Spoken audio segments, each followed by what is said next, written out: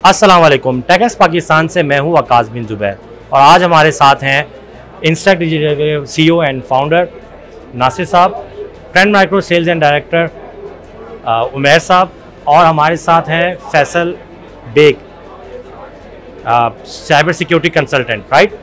तो आज बेसिकली हम लोग डिस्कस करेंगे और अब ये पैनल डिस्कशन इसलिए रखा है ताकि आज हम डिस्कस करेंगे रैंसमवेयर के ऊपर, क्योंकि साइबर सिक्योरिटी में एक वर्ड यूज़ होता है रैंसमवेयर अटैक। तो बेसिकली रैंसमवेयर अटैक क्या है, इसकी क्या मतलब, इसका इम्पैक्ट कितना है और इसकी वैल्यू कितनी इंपॉर्टेंट है किसी भी ऑर्गेनाइजेशन के लिए, ये थ्रेट कितना बड़ा है, इस सब चीज़ों को डिस्कस करेंगे और इनकी प्रिवेंशन से रिलेटेड। तो अब हम स्टार्ट करते हैं नासिर साहब। अब सबसे पहले तो हमारे ऑडियंस को हम ये बताते हैं कि बेसिकली रैंसमवेयर है क्या, तो आप इस पर ज़रा स्टार्ट करें। टिपिकली जो लोग हैं वो वायरस समझते हैं और जो कंप्यूटर्स होते हैं वो नॉर्मली इन्फेक्ट होते हैं और वायरस आते हैं उनमें, और रैंसमवेयर को भी उसी तरह से समझा जाता है कि कोई वायरस है जो कि आ गया और आपके कंप्यूटर को उसने इनक्रिप्ट कर दिया। रैंसमवेयर जो है वो डिफरेंट इस वजह से कि उसमें मल्टीपल चीज़ें इन्वॉल्व हैं, वो it's not just a virus अलग। रैंसमवेयर जो है वो उसके साथ नॉर्मली जितने जो लार्ज स्केल अटैक्स होते हैं, जो सोफिस्टिकेटेड अटैक्स होते हैं, तो रैंसमवेयर जो है वो नॉर्मली ह्यूमन ऑपरेटेड होता है, यानी कि कोई आपके इन्वायरमेंट में उसको इंजेक्ट करता है। तो ऐसा नहीं है कि वो ऑटोमेटेड तरीके से आ गया, कहीं से फिरता आ गया और कंप्यूटर को इन्फेक्ट कर दिया। मगर रैंसमवेयर नॉर्मली जो कंप्यूटर्स में आते हैं वो किसी ह्यूमन एक्टर के थ्रू होते हैं, और ये टिपिकली ज़्यादातर केसेस में एज अ साइड शो होता है या इम्पैक्ट क्रिएट करने के लिए होता है कि जी आपका जो फाइल सिस्टम है उसको इनक्रिप्ट कर दिया या आपकी डॉक्यूमेंट्स को इनक्रिप्ट कर दिया। और ये जब होता है कि जब इसकी जो पिछली स्टेजेस हैं वो कंप्लीट हो जाती हैं। पिछली स्टेजेस में क्या होता है कि वो जब ये लोग आपके नेटवर्क में घुसते हैं तो उनकी पहली कोशिश ये होती है कि अंदर एक्सेस बनाएं और लेटरली मूव करें, चीज़ों को देखें कि आपका डाटा कहाँ है, फिर उस डाटा को वो कैप्चर करते हैं और वहाँ से आपके नेटवर्क से बाहर कॉपी करते हैं और एज अ साइड शो या टू मेक यू पे फॉर इट, जो एग्जिस्टिंग डाटा है या जो सिस्टम हैं उनको वो इनक्रिप्ट करते हैं। अच्छा, इसमें एक एलिमेंट और होता है जो कि कहलाता है एक्सटॉर्शन। एक तो ये कि वो आपका डाटा लेके चले गए, दूसरा ये कि जो डाटा पड़ा हुआ है वो इनक्रिप्ट कर दिया उन्होंने, तो आपसे फिर वो पैसे मांगते हैं कि आप सर्टन अमाउंट पे करें तो वो आपको डिक्रिप्ट करने देंगे, इसलिए रैंसमवेयर कहलाता है। अच्छा, इसमें जो दूसरा जो एलिमेंट है वो है डबल एक्सटॉर्शन। वो ये होता है कि इफ़ यू डोंट पे, तो वो जो डाटा आपका है वो जो लेके जा चुके हैं तो वो डार्क वेब पे या ओपनली पब्लिक वेबसाइट्स पे उसको पब्लिश करने की थ्रेटन करते हैं आपको। ये डाटा तो उनके पास है और वो उसको पब्लिश भी कर सकते हैं, तो बहुत सारी कंपनीज जो हैं उस थ्रेट की वजह से उनको पे करती हैं। बाज़ दफ़ा होता है उनको ये कि ठीक है डाटा इनक्रिप्ट हो गया, हम बैकअप से रिस्टोर कर लेंगे, मगर अगर डाटा वो ले गए और वो पब्लिश कर देंगे और पब्लिकली वो एक्सेसिबल हो जाएगा तो that tarnishes the company's image much more in a much serious way। तो डबल एक्सटॉर्शन जो है वो और डिफरेंट गेम है, और ज़्यादातर जो रैंसमवेयर ऑपरेशंस होते हैं उनमें डबल एक्सटॉर्शन जो है वो कॉमन है। तो अच्छा उमैर साहब, अब इसके अंदर इन्होंने काफ़ी डिटेल के अंदर इसको डिस्कस किया है कि रैंसमवेयर एग्जैक्टली किस तरह से वर्क कर रहा होता है और किस तरह से अटैक कर रहा होता है, लेकिन आप मुझे बताएं कि आप भी काफ़ी यूज, आपका भी एक्सपीरियंस रहा है सिक्योरिटी से रिलेटेड। आप क्या देखते हैं कि जब ऑर्गेनाइजेशन के ऊपर रैंसमवेयर अटैक होते हैं तो उस अटैक के अंदर मेन आपको क्या लगता है, क्या रीज़न होती है जिसकी वजह से उनके ऊपर वो अटैक होता है, रीज़न क्या है? अस्सलाम वालेकुम। अच्छा, सबसे पहले तो नासिर भाई ने बहुत अच्छा एक्सप्लेन किया कि रैंसमवेयर क्या है, और मैं तो इसको अगर सिर्फ एक लफ्ज़ों में बोलूँ so this is a modern way कि आप एक्सटॉर्शन मनी जो है किसी से डिमांड कर सकते हैं एक डिजिटल जो है ना वर्ल्ड के अंदर, सही है। सो अच्छा, रैंसमवेयर बेसिकली इसका जो फर्स्ट स्टार्ट होता है, you need access on the system to encrypt the files. So सबसे पहले जब रैंसमवेयर अगर किसी सिस्टम को या फाइल्स को इनक्रिप्ट कर रहा है तो it needs the access. Okay, so आपने एक्सेस एक तो किस तरह से ब्लॉक करना है। सो नॉर्मली हमने देखा है कि रैंसमवेयर या तो इंटरनेट के थ्रू आप जब ब्राउजिंग कर रहे हैं या आप कोई फाइल्स डाउनलोड कर रहे हैं, आपने कोई फाइल डाउनलोड करी या किसी लिंक के ऊपर आपने विजिट किया, तो वहाँ से एक्सप्लॉइटेशन रन हुई, टूल किट थी कोई, और आपका सिस्टम कॉम्प्रोमाइज़ हुआ और उसके बाद फाइल्स इनक्रिप्ट हुई। ठीक है। सेकेंड, जो सबसे ज़्यादा 97% रैंसमवेयर डिलीवर होता है वो है आपका ईमेल चैनल। यस, और वी ऑल नो के ईमेल, आप उसको फिशिंग ईमेल्स बोलें, ठीक है, या आप उसको किसी भी तरह की ईमेल्स, आपके जाहिर सी बात है अगर आपका रैंसमवेयर अटैक है तो उसमें फिशिंग ईमेल्स ही इन्वॉल्व होंगी। ठीक है, या फिर आपके पास एक नॉर्मल एक ईमेल डिलीवर हुई लेकिन उसमें एक लिंक था जो कि मिलीशियस था और यूज़र ने क्लिक किया। ठीक है। अच्छा, ईमेल इंटरेस्टिंगली आप देखें हर एम्प्लॉय के पास होती है ईमेल एक्सेस, इवन वो टेक्निकल हो, नॉन टेक्निकल हो, HR, फाइनेंस, एवरीवन हैज़। ठीक है। और सबसे ज़्यादा क्रिटिकल डेटा भी जो है वो फाइनेंस आपका जो है वो हैंडल कर रहा होता है, HR हैंडल कर रहा होता है, ट्रेजरी अगर बैंक में है तो वो हैंडल कर रहा होता है, दे आर नॉन टेक्निकल। सो अगर आप ये पूछते हैं कि किस तरीके से पेनिट्रेट करता है, क्या रीज़न होते हैं, ऑर्गेनाइजेशन को क्या ख्याल रखना चाहिए, मोस्ट कॉमन रीज़न, तो सबसे पहला जो मैं समझता हूँ email, internet, you should have a strong security on the internet. अगर डाउनलोडिंग हो रही है नेटवर्क के ऊपर, ईमेल के ऊपर आपके पास होनी चाहिए। इसके अलावा the most important part is the information security awareness for your employees.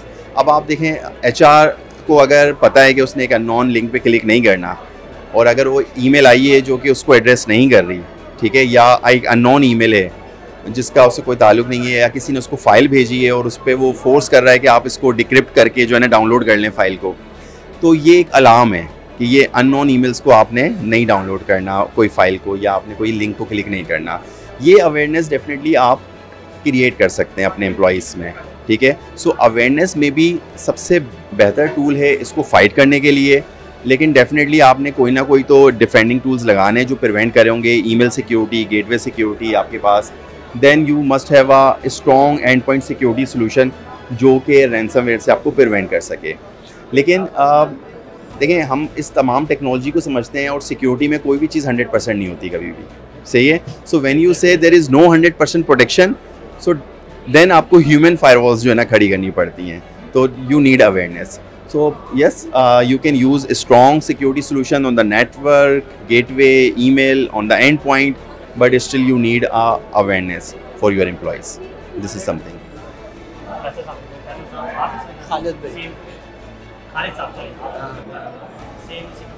जी अस्सलाम वालेकुम। नहीं, जैसे उमैर साहब ने वेरी राइटली एम्फेसाइज किया कि सिक्योरिटी के अंदर, इस चेन के अंदर the weakest link is the human.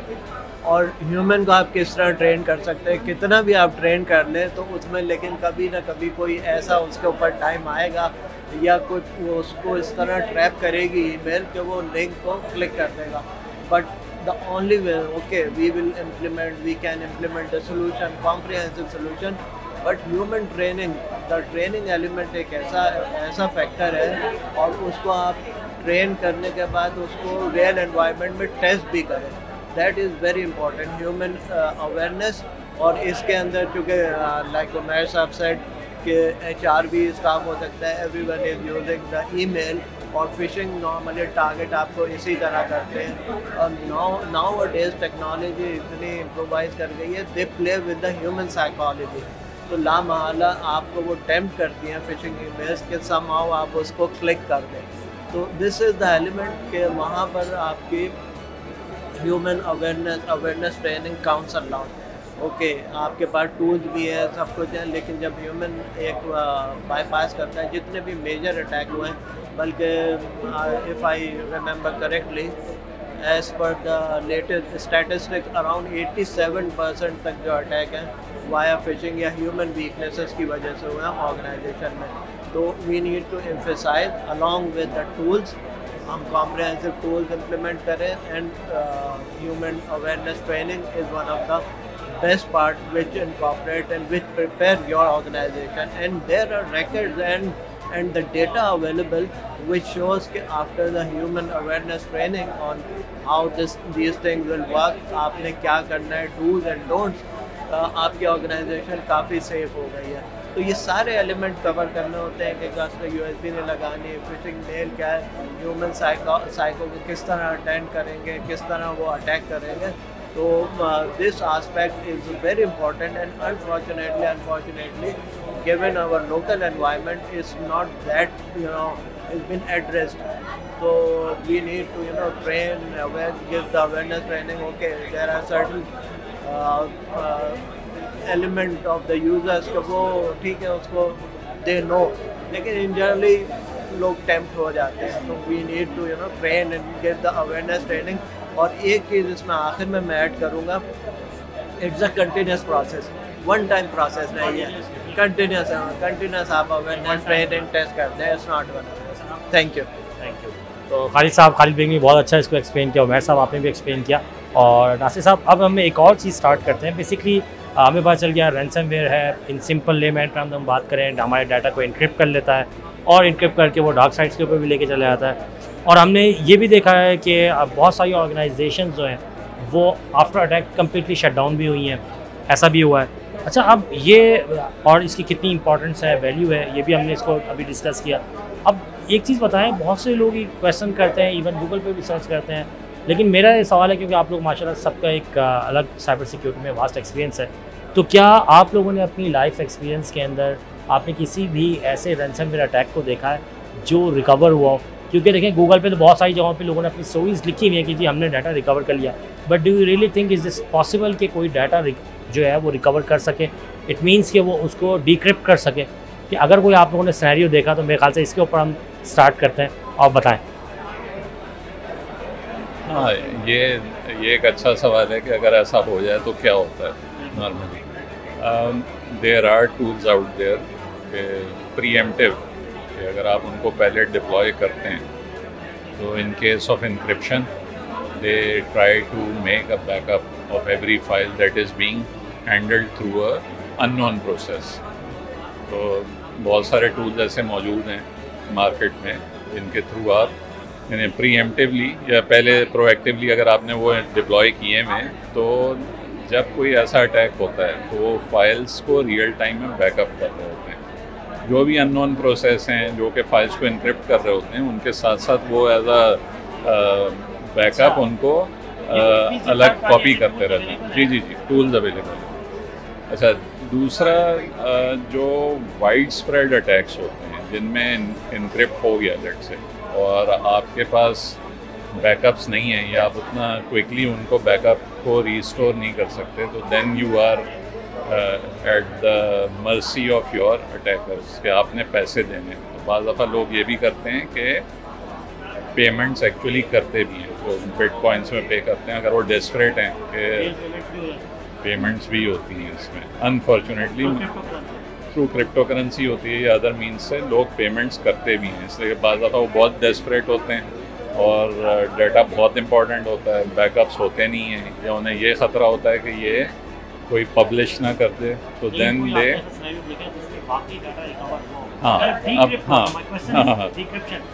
अब ये जो डिक्रिप्ट हाँ पहले मैं बताऊँ कि जहाँ आप रैंसम पे करते हैं, less than 5% of people actually get the real keys जिससे वो डिक्रिप्ट कर पाते हैं। ज़्यादातर जो पेमेंट्स होती हैं उसके बाद कभी डाटा आपको मिलता नहीं है। तो बहुत कम ऐसी इंस्टेंसेस हैं जिनमें इवन दो कि आपने रैंसम पे किया तो भी वो आपको डिक्रिप्ट करके नहीं दे पाते आपका डाटा। अच्छा, फिर इसमें एक थर्ड एलिमेंट है कि आपके पास रैंसमवेयर आ गया और आपने कोई थर्ड पार्टी सर्विस को हायर किया और वो डिक्रिप्ट आपको करके दे दें, या आपको इंटरनेट से कोई वो मिल गया जो कि डिक्रिप्शन टूल मिल गया जिसके थ्रू आपने डिक्रिप्ट कर लिया, तो उसकी भी इंस्टेंसेस हैं, मगर chances are very very thin, very thin. 1 in a million chance है कि जो रैंसमवेयर आपके पास आया है वो उससे जो इनक्रिप्टेड फाइल्स हैं वो किसी ऑफ द शेल्फ टूल से डिक्रिप्ट हो हैं। अच्छा, इसमें एक और पीस ऑफ एडवाइस है, वो ये है कि अगर आपका कोई बहुत सेंसिटिव डाटा है जो कि इनिशियली कोई डिक्रिप्ट नहीं करके दे पा रहा आपको, तो आप उसको लॉन्ग टर्म के लिए इनक्रिप्टेड फॉर्म में स्टोर कर लें। बाज़ दफ़ा ये होता है कि 6 months down the line, 1 year down the line open source में लोग डिक्रिप्टर्स बनाते हैं, किसी वजह से वो लीक हो जाती हैं कीज़ या अदरवाइज़, तो वो डिक्रिप्ट हो जाता है डाटा। तो अगर आपके लिए अगर आपका कोई खुदा न खास्ता ऐसा डाटा है जो कि इनक्रिप्ट हो गया है और अभी वो डिक्रिप्ट कोई नहीं कर पा रहा है, तो डोंट लूज़ दैट कॉपी, उसको रखें। कुछ अरसे बाद हो सकता है, there is a good chance, 50-50 ऐसा नहीं है कि हो जाएगा, मगर there is a good chance के रिकवर हो जाए। Rare, very rare. Rule of thumb यही है कि आपने बैकअप्स रखने हैं, अगर बैकअप वो भी ऑफलाइन रखने हैं। और दूसरा ये कि आपने उसको रेगुलरली टेस्ट भी करना है, रीस्टोर को। अगर आप टेस्ट नहीं कर रहे तो बैकअप्स किसी काम के नहीं होते। ज़्यादातर यही होता है कि बैकअप्स हो रहे होते हैं, मगर जब वो ज़रूरत पड़ती है तो रीस्टोर नहीं होते। ये तो हमारे साथ में बहुत दूसरा ये होता है कि वो इतना ज़्यादा रीस्टोर करना पड़ता है कि आपको महीने लग जाते हैं उसको रीस्टोर करने में, तो वो भी मसले होते हैं। तो prevention is better than cure. ठीक है। अच्छा, तो अब हम इसमें आगे बढ़ते हैं और मुझे उमैर साहब आप ये बताएं, क्योंकि आपका खुद एक एंटीवायरस से बैकग्राउंड है, और ये बताएं कि हमारे पास जो एंटीवायरस है और हमारी जो फायरवॉल्स हैं, व्हाट डू यू थिंक, क्या हम इस अगर हमारे पास ये इनेबल्ड हैं, या अगर हम किसी एक नॉर्मल सिस्टम की बात करते हैं जो होम यूज़र है या स्मॉल मीडियम साइज़ कंपनीज है, डेफिनेटली उनके पास फायरवॉल्स भी नहीं होती, फिजिकल फायरवॉल्स नहीं होती, वो नॉर्मली जो है जो टोटली बिलीव कर रहे होते हैं वो अपने एंटीवायरस से कर रहे होते हैं। तो डू यू रियली थिंक कि जो एंटीवायरस है वो रैंसमवेयर जैसे अटैक से आपको सिक्योर कर सकता है? अच्छा, इसके ऊपर तो देखें, सिंपल सा एक कमेंट मेरा ये होगा कि आप अपने घर को सिर्फ कुंडी लगा के तो नहीं जाले जाते ना, आप क्या करते हैं, उसको लॉक लगाते हैं, लेकिन फिर भी आपके पास पॉसिबिलिटी होती है कि खुल सकता है lock. So basic security is always recommended कि आपने बेसिक सिक्योरिटी, और बेसिक सिक्योरिटी में फायरवॉल्स, आपके एंटीवायरस या एंड पॉइंट सिक्योरिटी सॉल्यूशंस आपके रिकमेंडेड होते हैं, because they are the first line of defence. कि अगर आपने बिल्कुल ही ओपन छोड़ा है तो definitely, and they are capable enough कि वो आपके रैंसमवेयर को ब्लॉक कर सकें। ठीक है, लेकिन अगेन जैसे हमने पहले भी डिस्कस किया कि देयर इज़ नो 100% सिक्योरिटी। सो आपकी फायरवॉल, आपके एंड पॉइंट सिक्योरिटी, आपके एंटीवायरसेस, ये सब कॉम्प्रोमाइज़ बाईपास हो सकते हैं। ठीक है, सो नाउ अब क्या टेक्नोलॉजी पे काम हो रहा है, और अब आप लोग किसी भी इंडस्ट्री को या किसी भी बड़ी फर्म को किस तरीके से अप्रोच रखनी चाहिए रैंसमवेयर के अगेंस्ट। देखिए, रैंसमवेयर जब भी अगर आता है, आपकी फायरवॉल से पास हो गया है, आपके एंटीवायरस ने भी अगर उसको डिटेक्ट नहीं किया फॉर सम रीज़न, सो वो डैमेज, सबसे पहले तो डिटेक्शन आपके पास टाइमली हो जाए, क्योंकि आप जितनी जल्दी उसको डिटेक्ट कर लेंगे आपका डैमेज कम होगा। मे बी कि हो सकता है उसने अभी आपके 10 सर्वर्स ही इनक्रिप्ट किए थे और बाकी आपने फ़ौरन डिटेक्ट करके आपने उस प्रोसेस को किल कर दिया। ठीक है, लेकिन अगर आपके पास कोई डिटेक्शन मैकेनिज़्म नहीं है तो देन इट मीन्स कि आपका पूरा नेटवर्क कॉम्प्रोमाइज़ हो सकता है। ठीक है, फिर आप बिल्कुल भी नहीं रोक सकते। सो सिमिलरली आपकी प्रिवेंशन, यस, आप जितनी भी प्रिवेंशन टेक्नोलॉजीज़ लगा रहे हैं, firewalls, antivirus solution, and point security solution, but उसके साथ आपको डिटेक्शन टेक्नोलॉजीज़ पे इन्वेस्टमेंट करनी चाहिए। लास्ट अभी मैं एक स्टडी कर रहा था, एज़ पर गार्टनर, एक स्टडी है गार्टनर की, कि सबसे टॉप प्रायोरिटी जो इस वक्त ऑर्गेनाइजेशंस की है वो है डिटेक्शन टेक्नोलॉजी पे इन्वेस्टमेंट अब। ठीक है, बिकॉज वी ऑल नो कि आप कभी भी 100% प्रिवेंट नहीं हो सकते। सो वंस वी एग्री कि देयर इज़ नो 100% प्रिवेंशन, तो अब प्रिवेंशन बाईपास होगी तो डिटेक्शन टाइमली हो जाए। जितनी जल्दी डिटेक्शन होगी उतनी जल्दी आप रिस्पॉन्ड कर सकते हैं और उसको किल कर सकते हैं प्रोसेस को, और आपका डैमेज कम से कम होगा। अच्छा, इसके अलावा हमने सिर्फ रिलाई नहीं करना टेक्नोलॉजीज़ के ऊपर, जैसे मैंने पहले डिस्कस किया कि हमें अवेयरनेस क्रिएट करनी है एम्प्लॉयज़ में। ठीक है, अगर आप कनेक्ट हो रहे हैं, आपके वेंडर्स कनेक्ट होते हैं आपके साथ, तो इवन आपने उनको भी अवेयरनेस देनी है। ठीक है, कि आपने किस तरह के टूल्स यूज़ करने हैं, एंटीवायरस के बगैर कोई सिस्टम यूज़ नहीं करना, आपने ओपन, अगर कोई आपको वाईफाई मिल रहा है उसको यूज़ नहीं करना, आपने कोई अननोन ईमेल्स पे क्लिक नहीं करना, आपने कोई मिलीशियस वेबसाइट पे जो है वो विज़िट नहीं करना। तो ये सारे जो अवेयरनेस हैं ये इम्पॉर्टेंट है with the technology usages as well. तो काफ़ी इसको अच्छा एक्सप्लेन किया। अच्छा नासिर साहब, इसमें एक और चीज़ मैंने आपसे शेयर करनी है, वो ये है कि आप जब रैंसमवेयर अटैक्स को देखें, ठीक है, तो वो हर साल जो उनका अगर फिगर्स आप देखें तो वो इंक्रीज़ होते जा रहे हैं। यानी और अगर हम साइबर सिक्योरिटी को देखें, और आप सारे एक्सपर्ट बैठे हुए अटैकर्स नहीं हैं, आप तो वो हैं जो आप हमारी डिफेंस लाइन है और इसके लिए काम कर रहे हैं। तो अगर हम देखते हैं मार्केट के अंदर, तो हमारे पास साइबर सिक्योरिटी से रिलेटेड जो प्रोडक्ट्स आज से 2 साल पहले थी, उससे कहीं ज़्यादा आज प्रोडक्ट्स हमारे पास अवेलेबल है, उससे ज़्यादा कहीं उसके न्यू फीचर्स ऐड हो चुके हैं, बट स्टिल ये ग्राफ क्यों इंक्रीज़ हो रहा है? इसकी रीज़न क्या आपको लगती है कि हमारा ये ग्राफ जो है वो डे बाई डे इंक्रीज़ हो रहा है? हालांकि अगर मैं देखूं कि हमारे पास, इवन मैं स्टार्टअप्स की बात करूँ, बहुत सारे ऐसे स्टार्टअप्स हैं और अक्रॉस दी वर्ल्ड जो आ रहे हैं और जो रैंसमवेयर और डिफरेंट साइबर अटैक्स से रिलेटेड है। पहले तो बिल्कुल बेसिक, अगर हम पहले की इंफ्रास्ट्रक्चर की बात करें तो आपको सिर्फ ये होता था कि एक फिजिकल फायरवॉल है, बहुत बड़ी बात है, फायरवॉल है एंड एंटीवायरस है। अब there are lot of cloud solution जो हमारे पे, अगर हम ईमेल सिक्योरिटी की बात करें उसके ऊपर हमारे पास बहुत सारे जो हमारे फिशिंग अटैक से रोक सकते हैं। इसी तरह से हमारे एंड पॉइंट प्रोटेक्शन सोल्यूशंस हैं जो हमारे सिस्टम्स को कर सकते हैं। हमारे सर्वर के डेडिकेटेड स्पेसिफिकली सोल्यूशंस हैं जो हमारे सर्वर्स को कर सकते हैं। और उसके अलावा हमारी विद इन द नेटवर्क अगर जो ट्रैफिक जा रही है, कोई भी इररेलेवेंट ट्रैफिक है, उसका पैटर्न चेक करके कर सकते हैं। कुछ हमारे पास ऐसे सोल्यूशन भी साइबर सिक्योरिटी के जो AI बेस्ड हैं, जो अपनी लर्निंग के थ्रू आइडेंटिफाई करते हैं, जो ज़ीरो डे अटैक्स को भी करने की कोशिश करते हैं, sand boxing, lot of things, जो सब चीज़ें। बट मेरा क्वेश्चन, मेरे लिए अंडरस्टैंडिंग में बीइंग, मैं IT प्रोफेशनल तो, but I am not a cyber security expert, तो जस्ट वांट टू नो कि फिर ये ग्राफ तो रिड्यूस होना चाहिए, ये ग्राफ क्यों इंक्रीज़ हो रहा है? क्या वो ज़्यादा स्मार्ट है हमारी साइबर सिक्योरिटी टेक्नोलॉजी कंपनी से, या अभी भी ऐसी कोई चीज़ है जिसको हम लैक कर रहे हैं? देखिए, इसमें ये है कि जो इंफ्रास्ट्रक्चर है आपको उसको सिक्योर करना होता है और उसके लिए मल्टीपल सिक्योरिटी सॉल्यूशंस एग्जिस्ट करते हैं। अगर इंफ्रास्ट्रक्चर इटसेल्फ जो है, अगर वो मैनेज ना हो, वेल मैनेज ना हो, तो उसको सिक्योर करना भी मुश्किल होता है।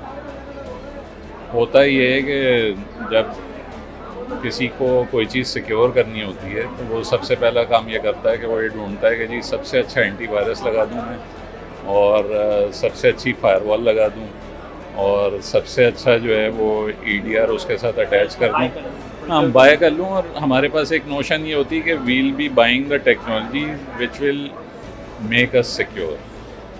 मगर problem lies with the basic management of the infrastructure. अब फर्ज करेंगे आप पैच नहीं कर पाते अपने सिस्टम्स को, या लोकल जो यूज़र्स हैं उनको खुली छूट दी हुई है कि वो कोई भी चीज़ अपने कंप्यूटर पे इंस्टॉल कर सकते हैं, या ईमेल जो है वो आपने सैनिटाइज नहीं करते, या आप लोगों को अवेयर नहीं करते कि गलत चीज़ों पे क्लिक नहीं करना है। तो सिक्योरिटी जो है वो मोर ऑफ ऑपरेशनल एक्सेलेंस का इशू है। ये जितने भी टूल्स हैं या टेक्नोलॉजीज़ हैं वो उसके ऊपर से आके बैठती हैं। हम ये करते हैं कि वो नीचे जो अंडरलाइंग चीज़ें हैं वो मिसमैनेज्ड होती हैं, ऊपर से हम बहुत अच्छा टूल लेके लगा देते हैं। इसकी 100% एग्जीक्यूशन नहीं हो रही होती, इसकी इम्प्लीमेंटेशन नहीं। अब जैसे अगर एंटीवायरस आपने लगाना है, अगर आप नहीं कर रहे तो वो एंटीवायरस जो है वो इनफेक्टिव है। और बहुत जगहों पे ये होता है कि पैच जो है वो 10 साल से नहीं हो रहा, एंटीवायरस जो है वो सबसे लेटेस्ट है, तो वो एंटीवायरस इफेक्टिव नहीं होता। तो ये इश्यूज जो हैं ये फिर आपको अफेक्ट करते हैं। फिर एक डिल्यूजन होता है कि जी हमने तो इतनी इन्वेस्टमेंट की थी, उसका फ़ायदा कुछ नहीं हो रहा। तो वजह ये होती है कि आप उसको मैनेज नहीं करते टेक्नोलॉजी। तो ये एक बड़ा डिस्कनेक्ट है। अच्छा, इस जी मैं इसमें अगर ऐड करूँ ना, देखिए जिस तरह से आपकी टेक्नोलॉजी ग्रो कर रही है, अभी जो रैंसमवेयर है ना, इसके टूल किट्स बड़ी इजीली अवेलेबल हैं। मतलब अब एक स्टूडेंट भी उठकर वो टूल किट से ना रैंसमवेयर क्रिएट करके और अटैक जनरेट कर सकता है। फिर ransomware as a services available हैं कि आप किसी फर्म को बोलें कि आई नीड रैंसमवेयर सर्विसेज, ठीक है, और वो आपके बिहाफ के ऊपर जो है वो जनरेट करती है। तो आप ये बात हमेशा याद रखें, जो अटैकर्स होते हैं ना वो एक कदम आगे चल रहे होते हैं। टेक्नोलॉजी नो डाउट, तो ये हर फील्ड में आप किसी भी उसमें देखें तो, और वो टेक्नोलॉजी आती जब है जब वो एक नई टेक्निक जो है ना सामने आ जाती है। तो और रैंसमवेयर के ऊपर जितने भी machine learning, behaviour analysis, artificial intelligence, sand boxing, हमने सारे काम डेफिनेटली कर रही है। हर कंपनी और हर साइबर सिक्योरिटी फर्म जो है वो इस टेक्नोलॉजी को इंट्रोड्यूस करवा रही है। लेकिन जिस तरीके से ये मार्केट अब ग्रो कर रही है और रैंसम जो है ये एक प्रॉफिटेबल जो है ना ये बिज़नेस बनता जा रहा है। इवन मैं एक आर्टिकल में पढ़ रहा था कि now they are hiring employ, मतलब within the organization employ को वो बोलते हैं कि आप ये डिप्लॉय कर दें और हम आपके साथ शेयर करते हैं जो हमें मिले। तो आप जस्ट इमेजिन के किस लेवल पे जाकर वो काम करने जा रहे हैं। अच्छा, अभी इन्होंने की और की तो मेरे माइंड में एक चीज़ आई कि एक हम सब लोगों की एक एजम्पशन है, और एजम्पशन ये है कि लिनक्स को पहली चीज़ नहीं, एजम्पशन ये ट्रू है या फॉल्स है उस पर डिस्कस करते हैं। एक दूसरी वाली एजम्पशन है कि जी अगर हम आईफोन यूज़ कर रहे हैं या एप्पल का मैक यूज़ कर रहे हैं तो वो बहुत सिक्योर है, ठीक है। थर्ड हमारी ये तो मैं समझता हूँ कि आप 90% आप किसी को भी उठा के चेक कर लें तो कोई बंदा अपने मोबाइल में एंटीवायरस नहीं रखता, और हम समझते हैं कि मोबाइल में तो नीड ही नहीं है। तो इसके ऊपर अगर आप थोड़ा सा खालिद साहब आप बताएं कि आपको लगता है कि वाकई इसको थोड़ा सा ब्रीफली बताएं। हाँ, नहीं, आप बिल्कुल सही कह रहे हैं। एक्चुअली जनरल अवेयरनेस पे बात आ जाती है कि लोगों को उसको सिक्योर समझते हैं मोबाइल ऐप को, और it's again that's why corporates के अंदर मोबाइल यूजेज की भी बाकायदा पॉलिसीज़ बनी हुई हैं, और उन पॉलिसीज़ पे को फॉलो करते हुए we can address those issues. Mobile app जो है ना एक is one of the major, आप समझ लें कि आपके लिए ये बैकडोर ओपनर है, तो we have to incorporate those. और दूसरा आपका ये कहा कि ऐप विंडोज़ की हो या फिर इसकी एंड्रॉयड की हो, एप्पल की हो, सबको अटैक करता है। तो जितना इनका अटैक सरफेस बढ़ता है उतनी वल्नरेबिलिटी बढ़ती है। तो we have to cover, like Umair sahab said, we have to close each and every door. आपको पैचिंग भी करनी है, आपने मल्टी लेवल वो सेफ गार्डिंग करनी है अकॉर्डिंगली। और इट्स नॉट द केस कि आपके मोबाइल ऐप सेफ हैं या फिर आपका जो वो बिल्कुल इंडिपेंडेंट है कॉर्पोरेट के डेटा के साथ। बस आप ये तो एक नॉर्मल हम लोगों ने ऑब्ज़र्व किया है कि आपके 100+ या अराउंड 100 पासवर्ड्स होते हैं, वो मोबाइल में भी सेफ होते हैं। आपका मोबाइल हैक हो गया तो फिर आपके वो पासवर्ड ले गए वंस, अगर आप, हाँ, वो सारी चीज़ें उसके ऊपर हो जाती हैं। एग्जैक्टली। तो we need to take care of this, और इसको बड़ा सीरियसली ऐड करता है। और हर ऐप विदाउट वेरिफिकेशन के इंस्टॉल भी नहीं करनी है, कोई भी डोर ओपन नहीं छोड़ना है। अच्छा, लिनक्स भी वैसे ही मैं ऐड करूँगा। लिनक्स के ऊपर तो लिनक्स जो है वो वैसे ही मेल्ट होता है जैसे विंडोज़ का सर्वर कोई मेल्ट होता है। क्यों assumption क्यों है कि लिनक्स इज वेरी सिक्योर? ये assumption पुरानी है, आपको पता है? हाँ, ये assumption है। अगर आप देखेंगे तो लार्जेस्ट रैंसमवेयर अटैक्स हैं, उनमें से जो हाईएस्ट पे आउट्स हुए हैं वो बाज़ लिनक्स के सर्वर फार्म्स थे। अच्छा। एक मुझे ऑफ हैंड याद है 2019 में या 2020 में साउथ कोरिया में ISP था, 3000 सर्वर जो थे लिनक्स के वो completely encrypt हुए, and one of the highest पे आउट्स इन द वर्ल्ड, जो पैसे दिए गए ऑफिशियली दिए गए 30-35 मिलियन डॉलर उन्होंने पे किए उसके लिए। तो ये अच्छा, दूसरा ये कि अभी रिसेंटली एक रैंसमवेयर ग्रुप है जो कि ऑर्गेनाइज्ड क्राइम है, पूरा रैकेट है, वो लॉकबिट के नाम से। लॉकबिट इस वक्त खासा पॉपुलर है। लॉकबिट जो है वो अपनी 3rd जनरेशन में इस वक्त 3.0 है। लॉकबिट जो है उन्होंने एक नया काम ये किया है, वो रैंसमवेयर एज अ सर्विस, जैसे उमैर साहब ने कहा कि वो ransomware as a service common है, तो वो रैंसमवेयर बनाते हैं और एफिलिएट प्रोग्राम है उनका, वो रिक्रूट करते हैं लोगों को, या उनके पास लोग आते हैं कि हमें चाहिए और वो डिप्लॉय कर सकते हैं। लॉकबिट जो है उन्होंने अभी रिसेंटली बग बाउंटी अनाउंस की। बग बाउंटी उन्होंने ये अनाउंस की कि अगर वो रैंसमवेयर को कोई इम्प्रूव करने की सजेशन देता है जो कि वो इनकॉर्पोरेट करते हैं, तो उसके वो पैसे देते हैं एक्चुअली। अभी उनकी एक बग बाउंटी है $1 मिलियन की। लॉकबिट के अगर डेवलपर्स तक कोई आइडेंटिफाई कर दे तो देल पे $1 मिलियन फॉर दैट। तो ये अभी करंट बग बाउंटी है लॉकबिट की कि अगर उनके डेवलपर्स को कोई आइडेंटिफाई करने में कामयाब हो जाए तो देल पे $1 मिलियन। वो सब यानी हिडन होता है, ये सब शेडी बिजनेस है, मगर ये कि वो भी जो हम कमर्शियल सॉफ्टवेयर में चीज़ें देखते हैं कि सॉफ्टवेयर को सिक्योर करने के लिए बाउंटी प्रोग्राम्स होते हैं, ऐसे रैंसमवेयर वाले भी अब ये काम कर रहे हैं। अच्छा, अब ये उमैर साहब अभी आप जो बता रहे थे कि जी इनसाइड थ्रेड्स होते हैं, और मैं भी देखा था मोस्ट कॉमन रीजंस होती हैं रैंसमवेयर की, उसके अंदर एक इनसाइड थ्रेड जो है ये one of the biggest reason में आता है। तो ये जो इनसाइड थ्रेड है ये आप इसको कह सकते हैं कि बेसिकली वो डिपेंडेंट है, ह्यूमन डिपेंडेंट है ज़्यादा, अगर आप देखें इसको सिंपल हो। तो इस ह्यूमन डिपेंडेंट जो इनसाइड थ्रेड है इसको किस तरह से मिटिगेट किया जा सकता है? हम देखें अब साइबर सिक्योरिटी में हम चीज़ों को मिटिगेट कर सकते हैं, मिनिमाइज़ कर सकते हैं, लेकिन हम एलिमिनेट नहीं कर सकते, ज़ीरो नहीं कर सकते। तो इसको क्या कर सकते हैं? इसके लिए आप क्या बेस्ट प्रैक्टिसेस देखते हैं? इनसाइडर थ्रेड्स जो है ना वो आई थिंक मोर देन 60% जो है ना वो इनसाइडर थ्रेड्स होते हैं ऑर्गेनाइजेशन में। एक्सटर्नल थ्रेड्स तो आप कवर कर रहे होते हैं, लेकिन इनसाइडर थ्रेड्स को कवर करना इट्स वेरी डिफ़िकल्ट, ठीक है। अच्छा, अगर आप स्पेसिफिक टूवर्ड्स आप रैंसमवेयर अगर बात करते हैं, ठीक है, तो देयर आर मल्टीपल वेज। आप देखिए इनसाइडर थ्रेड्स को कंट्रोल करने के लिए आपने अगेन मैंने जैसे पहले बताया था कि मॉनिटरिंग। अब अगर एक यूज़र अब इनसाइडर थ्रेड जाहिर सी बात है, अगर कोई एम्प्लॉई है जो इंटेंशनली कोई एक्सेस कर रहा है किसी सर्वर को या ट्राई कर रहा है एक्सेस RDP के थ्रू कर रहा होगा या डिफरेंट तरीके से, तो वो आप उसकी मॉनिटरिंग के पर्सपेक्टिव से देख सकते हैं। सेकंड, आप मल्टीपल जो मल्टी फैक्टर ऑथेंटिकेशन के सॉल्यूशंस हैं, ठीक है, कि कोई अनऑथराइज एक्सेस ना करे सर्वर्स को, क्योंकि आपने अगर इनसाइडर थ्रेड है तो वो कोई ना कोई चीज़ डिप्लॉय करेगा, सर्वर को एक्सेस करेगा, जिसको एक्सेस नहीं है वो सर्वर को एक्सेस करने की कोशिश करेगा, क्रेडेंशियल्स को जो है ना वो स्टील करने की कोशिश करेगा।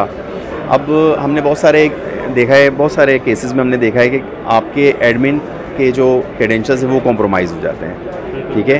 अब ऑर्गेनाइजेशन की पॉलिसीज़ होनी चाहिए कि आप कुछ स्ट्रॉन्ग पासवर्ड की पॉलिसी रखें।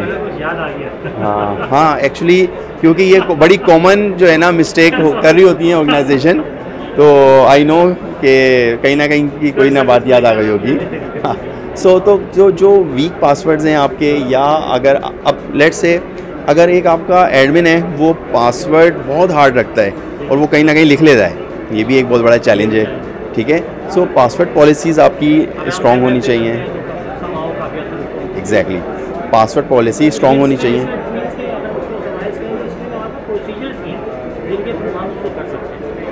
नहीं, लेकिन प्रोसीजर्स आप टूल्स के ऊपर ही रिलाई कर रहे होते हैं। और नहीं, सबसे पहले आप जब साइबर सिक्योरिटी की बात करते हैं ना, तो आपके पास क्या आता है? आपके पास ये होता है पीपल, प्रोसीजर्स, देन टूल्स। तो आप इन तीनों से मिलके आप पूरा क्रिएट करते हैं ना सिक्योरिटी। तो ना आप पीपल के बगैर कर सकते हैं, ना आप प्रोसीजर्स के बगैर कर सकते हैं, और ना आप टूल्स के बगैर कर सकते हैं। तो ये तीनों बिल्कुल हैं, लेकिन आप हमारी अनफॉर्चुनेटली जो ऑर्गेनाइजेशन जो है ना वो एक चीज़ करती है, वो टूल डिपेंडेंट हो जाती हैं। तो जब आप टूल डिपेंडेंट होंगे, प्रोसीजर्स हैं नहीं, आपके एम्प्लॉयज़ को कुछ पता नहीं है, अवेयरनेस नहीं है, तो डेफिनेटली वो हो सकता है वो इंटेंशनली ना करे और अनइंटेंशनली जो है ना आपके कोई ना कोई वो इस तरह की एक्टिविटी कर जाए जिससे आपके कॉम्प्रोमाइज़ होने के चांसेस हो जाते हैं। अब मैं आपको बताऊं कि बहुत सारे एडमिनिस्ट्रेटर वो पासवर्ड एडमिन रख के काम करते हैं। जब आपका एडमिनिस्ट्रेटर इतना कॉमन पासवर्ड जो कि ईज़िली गेस हो सकता है, ठीक है, तो मतलब ये सारी वो चीज़ें जो कि अवेयरनेस सामने देनी पड़ती है वैसे। तो इनसाइडर थ्रेड्स, यस, ट्रू। तो अब हम इसको ज़रा थोड़ा सा समराइज़ करते हैं। हमने काफ़ी सारी चीज़ें, इसके चैलेंज को डिस्कस किया, इसकी जर्नी को डिस्कस किया, और अब हम इसकी जो प्रिवेंशन हैं, प्रिवेंशन में हमने प्रोसीजर्स के बारे में डिस्कस किया, हमने बैकअप्स के बारे में किया, टाइमली बैकअप्स को टेस्ट करने के बारे में हमने डिस्कस किया।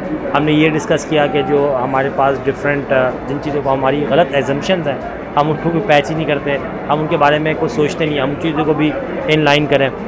तो अब हम इसमें एक चीज़ मैं पूछना चाह रहा हूँ कि आपको एक बड़ा कॉमन क्वेश्चन है, और क्योंकि आप तो काफ़ी ज़्यादा इससे रिलेट कर सकते हैं, वो ये मैंने देखा है कि हमारे पास जो ऑर्गेनाइजेशंस हैं वो मोस्टली अब वेंडर डिपेंडेंट हो रही है। अच्छा, वेंडर डिपेंडेंट हो रही है, प्रोडक्ट लेते हैं, लेकिन जो भी प्रोडक्ट लेते हैं उस प्रोडक्ट की जो एक्चुअल इम्प्लीमेंटेशन होती है वो प्रॉपर इम्प्लीमेंटेशन नज़र नहीं आ रही होती है, और कहीं पे इम्प्लीमेंटेशन पूरी नज़र आ रही होती है तो वो आउटपुट के लिए होती है, आउटकम उसका नज़र नहीं आ रहा होता। तो वो जो गैप है, और वो गैप थोड़ा बहुत नहीं है, मैंने जो ऑब्जर्व किया है वो काफ़ी बड़ा गैप है, जो अगर आप देखते हैं तो आपको नज़र आता है। यानी वो आपने एक टूल लिया, चाहे आपने वो एंटीवायरस लिया, चाहे आपने वो क्लाउड फाइवर ली, वो वैफ ली, वो कोई भी चीज़ ली, तो वो समझते हैं, एज्यूम करते हैं जितनी भी कंपनीज़ हैं कि अब वेंडर ही सब चीज़ों का रिस्पॉन्सिबल है, या हमने लगा लिया, हमें कुछ नहीं है। तो इस गैप को आप क्या समझते हैं कि किस तरह से ऑर्गेनाइजेशन की जो मैनेजमेंट है वो इस गैप को कैसे रिड्यूस कर सकते हैं? इसमें ब्रीफली थोड़ा सा देखिए, एक जो मेजर मसला है ना वो ये है कि टेक्नोलॉजी जो है वो कॉम्प्लेक्स होती जा रही है। आज से 10 साल पहले जो चीज़ें थी अब उसमें बहुत ज़्यादा चेंज आ गया और चीज़ें कॉम्प्लेक्स हो रही हैं। जनरली इंफ्रास्ट्रक्चर आपका कॉम्प्लेक्स हो रहा है, एप्लीकेशंस कॉम्प्लेक्स हो रही हैं, यूज़र का जो यूजेज पैटर्न हैं वो भी कॉम्प्लेक्स हो रहे हैं, यूज़र की डिवाइसेस कॉम्प्लेक्स हो रही हैं। कॉम्प्लेक्सिटी जितनी बढ़ती है उतने इश्यूज़ बढ़ते हैं। इनको मैनेज करना अलोन एक बड़ा काम होता है, और ये जो गैप्स हैं ये सिक्योरिटी गैप्स बनते हैं इसमें से ज़्यादातर। जब आप कोई टूल लेते हैं तो वो भी एक सेल्फ एक टेक्नोलॉजी है और उसकी भी एक कॉम्प्लेक्सिटी है, तो that adds to the existing complexity. Vendor की अंडरस्टैंडिंग और जो लोग आपके टेक्नोलॉजी मैनेज कर रहे हैं उनकी अंडरस्टैंडिंग, वो जनरली यानी कि उसको इम्प्रूवमेंट चाहिए होती है over a period of time. आप चीज़ों को मैच्योर करते हैं, चीज़ें चलाते हैं, मगर जिस हिसाब से टेक्नोलॉजी एडवांस कर रही है ज़्यादातर लोग कैचअप मुश्किल से कर पाते हैं। और वो जो गैप्स होते हैं, नो मैटर आपने कितनी अच्छी टेक्नोलॉजी ले ली है, कितने अच्छे टूल लगा लिए हैं, वो गैप्स जो हैं वो एडवांटेज होता है आपके अटैकर। रिड्यूस करने में यही है कि एक तो trainings, proper understanding of whatever you are doing, तो ट्रेनिंग जो है वो एडमिन लेवल पे, जो टेक्नोलॉजी मैनेजमेंट लेवल पे, वो सब चीज़ें चाहिए। नहीं, मैं बात कर रहा हूँ जो लोग टेक्नोलॉजी मैनेज करते हैं, जो टेक्नोलॉजी मैनेज करते हैं उनकी ट्रेनिंग जो है बाज़ दफ़ा हम उसको इग्नोर कर देते हैं, उस एलिमेंट को। हम कहते हैं कि ये तो इसको पता ही होगा। कोई नया प्रोजेक्ट होता है तो हाँ, कोई नया प्रोजेक्ट आता है, कोई नई प्रोडक्ट या टेक्नोलॉजी आप ले रहे होते हैं तो आप एज्यूम ये करते हैं कि नहीं यार इसकी तो ज़रूरत नहीं है, वेंडर खुद ही इनको ट्रेन कर देगा। तो वो एक गैप रहता है, ऐसे ही वेंडर के एंड पे भी रहता है ये गैप। वो that leads too much more problems. अगर आप टाइमली इन्वेस्ट करें ट्रेनिंग पे, लोगों को बेहतर आप एजुकेट करें, वो बेहतर डिसीशंस ले सकते हैं, चीज़ों को सिक्योर रख सकते हैं, वो इम्पोर्टेंट है। अच्छा, देखिए मैं तो ये समझता हूँ कि information security is a shared responsibility, ठीक है। सो वेंडर, कस्टमर, हर किसी को अपनी रिस्पॉन्सिबिलिटीज़ जो है ना वो कम्युनिकेट होनी चाहिए कि what are the vendor responsibilities. Yes, ownership होनी चाहिए और कस्टमर को भी पता हो कि मेरी क्या रिस्पॉन्सिबिलिटीज़ हैं। आपकी बात बिल्कुल ठीक है, हम लोग ज़्यादातर जो है ना वो वेंडर के ऊपर सारी रिस्पॉन्सिबिलिटीज़ डाल के, और हम समझते हैं कि सारे काम अब वेंडर ने करने हैं। और एक और सबसे बड़ा मसला ये है कि वेंडर्स को आप इतना स्क्वीज़ कर रहे होते हैं सर्विसेज के ऊपर, ठीक है, तो वो वैसे ही ऑलरेडी मतलब वो ये सोच रहा होता है कि कितनी जल्दी मैंने डिप्लॉयमेंट करनी है और फिर मैंने यहाँ से निकलना है। तो information security is a shared responsibility. आप वेंडर की रिस्पॉन्सिबिलिटी, कस्टमर की रिस्पॉन्सिबिलिटी डिफ़ाइन करें कि ओके आपने क्या चीज़ मैनेज करनी है और हमने क्या चीज़ मैनेज करनी है, डेफिनेटली। और हर कोई अपनी अपनी रिस्पॉन्सिबिलिटीज़ को जो है वो उस तरीके से मैनेज कर रहा हो। अपार्ट फ्रॉम दिस, ये तो आपने वेंडर और कस्टमर के पॉइंट ऑफ व्यू से पूछा, सिमिलरली जितने भी एम्प्लॉयज़ हैं उनकी भी ये रिस्पॉन्सिबिलिटी है कि वो कंट्रीब्यूट करें। अवेयरनेस अगर आपने दी है या उनकी जितनी भी नॉलेज है वो, अब अक्सर ऐसा होता है कि ईमेल अगर आई थी वो रिपोर्ट नहीं करी आईटी को, या इंफॉर्मेशन सिक्योरिटी को अगर वो रिपोर्ट नहीं करी तो वो भी मिस हो गई ना, और आगे उसके ऊपर कोई एक्शन नहीं हो सका। तो ये रिस्पॉन्सिबिलिटी हर किसी की है। इंफॉर्मेशन सिक्योरिटी सक्सेसफुल जब भी हो सकती है किसी भी ऑर्गेनाइजेशन में जब हर कोई अपनी अपनी रिस्पॉन्सिबिलिटीज़ कंट्रीब्यूट कर रहा होगा। Contribution is very important. Yes, exactly, most of the thing covered by Umair and Nasir sahab. तो I totally agree with both of them and I also agree with you कि हमारी एजम्पशंस बहुत ज़्यादा होती हैं बीइंग कस्टमर, तो उसको एड्रेस करने के लिए जो क्लैरिटी होनी चाहिए बिफोर कि आप वेंडर के पार्ट से जंप करें और just to get the project, उनको जो है ना एक्सपेक्टेशन और जो डिलीवरेबल्स हैं, यानी यहाँ पे फिर कम्युनिकेशन आ जाती है, वो क्लैरिटी होनी चाहिए ताकि कोई बाद में कन्फ्यूजन ना हो। फिर जो नासिर साहब ने कहा कि टेक्नोलॉजी टीम की ट्रेनिंग भी बहुत ज़रूरी है। बस एक जब आप कंफर्टेबल हो जाएंगे तो it would be easier for you to deploy the solution. तो पर्सनली आई बिलीव कि ये एक तो क्लैरिटी, कम्युनिकेशन और training that would not completely solve the solution, but एक हद तक हम जो है इस गैप को कम कर पाएंगे। तो thank you so much Nasir sahab और mister Umair and mister Khalid, आप लोगों को बहुत अच्छा लगा। आप लोगों ने काफ़ी हम लोगों ने डिटेल डिस्कशन किया रैंसमवेयर। आई होप कि हमारी ऑडियंस है, ये असल ऑब्जेक्टिव ही ये है कि रैंसमवेयर के लोगों को सबको पता चले कि एग्जैक्टली रैंसमवेयर क्या है और हमने किस तरह से इससे बचना है, इसकी जर्नी क्या होती है। क्योंकि अभी तक मैं देखता हूँ तो रैंसमवेयर के बारे में बहुत सारी मिथ्स हैं, बहुत सारी लोगों के सामने मिसकॉन्सेप्शन है जो लोग एज्यूम करते हैं। तो thank you so much for giving us the time. आपने कोई चीज़ ऐड करनी है? जी ज़रूर। I just because I'm representing Trend Micro here, so just because of the just knowledge share करने के लिए कि Trend Micro के प्लेटफॉर्म से Trend Micro offers free information security awareness portal, जो कि कोई भी ऑर्गेनाइजेशन उसको यूज़ कर सकती है और अवेयरनेस क्रिएट कर सकती है। It's a cloud based platform और कोई भी एक छोटी ऑर्गेनाइजेशन या बड़ी ऑर्गेनाइजेशन उसको यूज़ करके एक set of information security awareness जो है ना वो डिलीवर कर सकती है अपने कस्टमर को या अपने जो जितने भी एम्प्लॉइज़ हैं उनको। लर्निंग मैनेजमेंट सिस्टम ज़बरदस्त है। तो मेरे ख्याल से बहुत अच्छा आपने ये चीज़ एंड में ये चीज़ बताई। जो लोग भी हैं और वो इसको देख रहे हैं तो वो ट्रेंड माइक्रो के थ्रू अपनी, क्योंकि बहुत सारे स्टार्टअप्स हैं, बहुत सारी स्मॉल कंपनीज हैं जो बाकी अफोर्ड नहीं कर सकती, तो वो इस प्लेटफॉर्म के थ्रू उनको पता चला कि ट्रेंड माइक्रो के थ्रू वो लर्निंग मैनेजमेंट कर सकते हैं। ठीक है, चलें, थैंक यू।